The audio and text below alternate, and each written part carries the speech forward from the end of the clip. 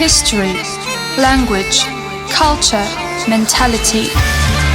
Experts, activists, and concerned citizens' opinions on what it means to be a Belarusian. Identity. This is Identity Project and the waves of Radio Belarus International.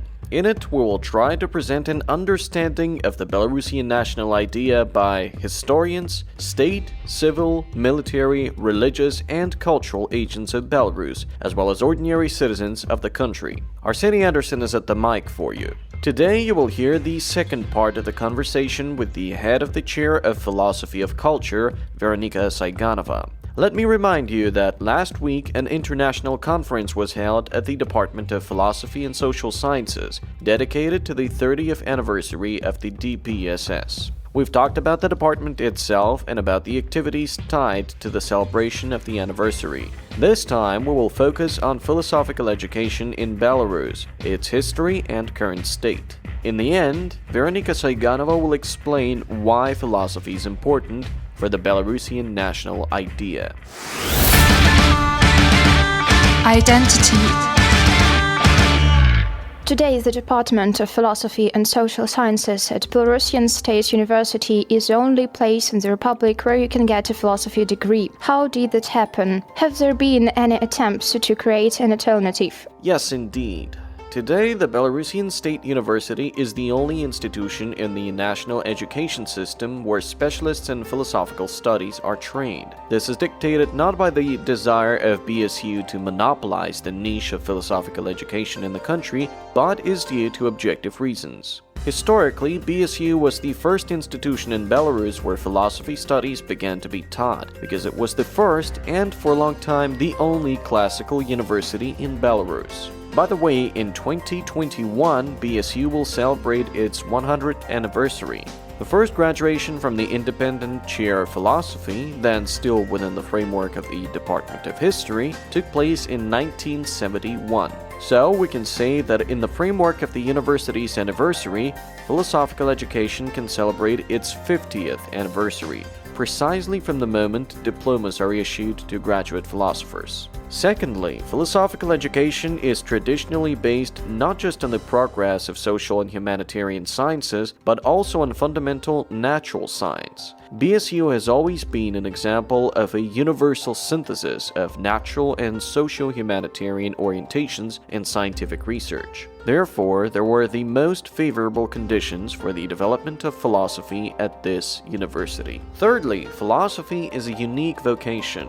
It is difficult and, frankly, hardly possible to imagine a philosophical education mass today. For these reasons, the attempts to create an alternative to the BSU philosophy department faded away on their own, even at the preparatory stage, since they could not provide either organizational or substantively fundamental scientific, natural, socio-humanitarian, and philosophical components. What are students usually motivated by when they apply to your department? What is their image of philosophy? This is an interesting and, to some extent, a sore subject, and knowledge of the answer to this question could help to qualitatively influence the selection of philosophy department applicants. But, jokes aside, the motivation of students who have chosen philosophy, like any motivation in life, is always due to both objective and subjective factors. Objectively, the motivation of any modern student at our department comes from the desire and opportunity to get a high-quality higher education in professions that are in demand in our rapidly changing world.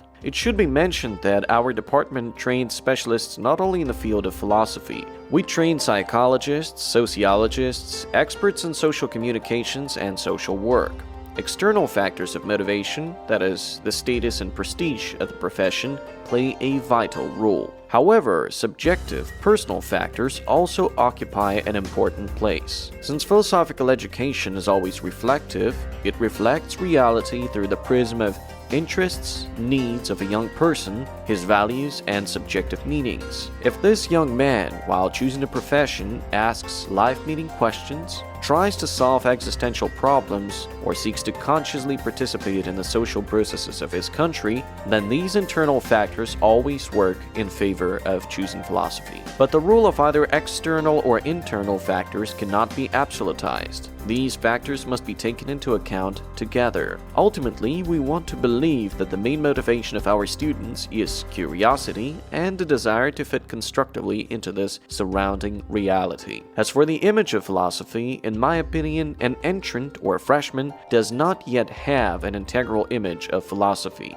Of course, he's got some fragmentary ideas, but the whole is exactly what he comes for. He does this in the process of mastering the whole complex of disciplines, starting from the history of philosophy, which covers more than 2,500 years of development of philosophical thought, ending with the philosophical problems of sociocultural and civilizational dynamics. Then, an integral image of philosophy can develop.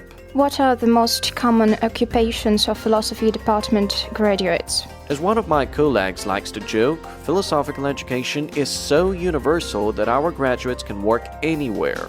Though, honestly speaking, this is not so much a joke. While studying at the philosophical department, students get a strong cultural background, coupled with an analytical mindset and the ability to verbalize thought in a qualified manner. Therefore, the philosopher can realize himself in any field. At the moment, our graduates are successfully occupying themselves in science. First of all, this is research work and academic and teaching careers in universities and research institutes. Our graduates have proven themselves well in the management field. These are government bodies, ministries, departments, etc.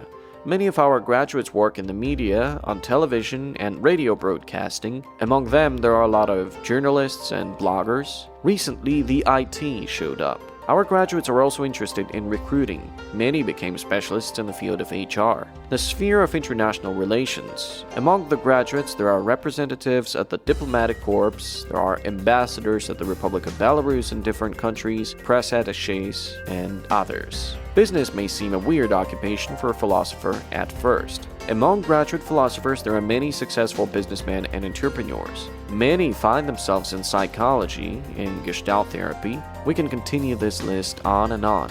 Just name any activity field and we will certainly find our graduate there. Why? Because after studying at the philosophical department, universal and special competencies are always in harmony. Identity. Identity Project is on the waves of Radio Belarus International. Arseny Anderson is at the mic for you. We're talking about philosophical education in Belarus with the head of the BSU Chair of Philosophy of Culture, Veronika Saiganova. Identity. Probably the most widely known philosophical achievement is the Minsk Methodological School. Does it still exist? Are there any researches being done? The Minsk Methodological School developed on the basis of teaching philosophy at the university and matured for many years at the Department of Philosophy and Methodology of Science. This school is a special pride of the university. It has evolved through the long-standing traditions of philosophical education. Its subject area is still relevant today. Perhaps it slightly altered its scientific research, but nevertheless it nurtured a very bright string of Belarusian philosophers who now form the substantial core of philosophical education. The value of the Minsk School is quite large. And that's the BSU Department of Philosophy as well as the Institute of Philosophy of the National Academy of Sciences. Correct. Is philosophy important for building some kind of identity, national for example?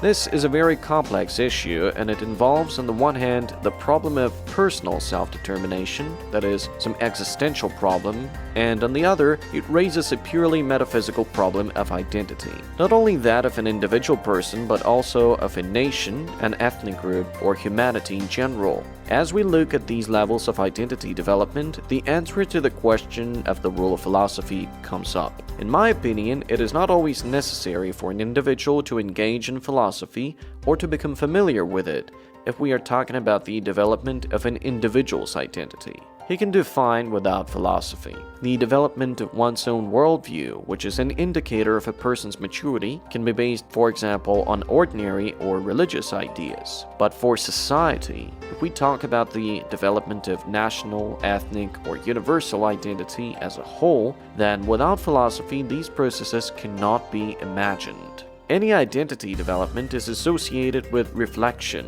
on oneself, on the world, on one's actions. At an individual level, this function can be taken over by conscience. At the level of a nation, state, or society, this reflection is of a completely different order. In this case, the conscience of culture and the nation is philosophy itself. Both world culture and world philosophy as a reflection on the former exist through a variety of national cultures and philosophies. And this is exactly what distinguishes philosophy from science. There is no national math, but there is a national philosophy. The existence of a national philosophy is an indicator of the maturity of nation, its level of self-awareness, an understanding of the general and special in its history. In fact, this is an indicator of awareness in feeling of one's identity.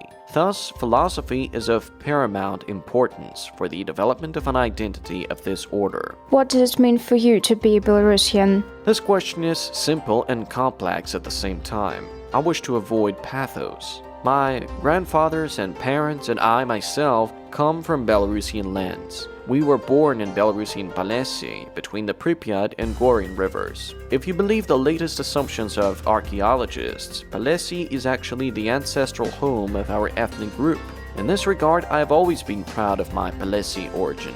To be a Belarusian is to share the values of my ancestors on the one hand, and on the other, the values of modern culture and, of course, universal humanity values. The values that are relevant to us here and now, and here and tomorrow. Based on following these orientations set by the values, it is also necessary to do everything possible so that Belarus and I, as part of it, in the words of Janka Kupala, the Belarusian poet, take a worthy place between the peoples. Do you think there is any relationship at all between a Belarusian identity and some smaller identities in Belarus, say Polessie? It seems to me that for Belarus, due to its territory, history, and national character traits, this issue is not important. For us, in my opinion, the more urgent issue is the Belarusian identity rather than the smaller ones. Identity. We broadcasted the second and last part of the interview with the head of the BSU Chair of Philosophy of Culture, Veronika Saiganova. Today we discussed philosophical education in Belarus. We only slightly touched on the issue of identity. In future issues, we will talk more about Belarusian identity and philosophy with a representative of the Institute of Philosophy. Arseny Anderson was with you today. See you in a week. History, language, culture, mentality. Experts, activists, and concerned citizens' opinions on what it means to be a Belarusian. Identity.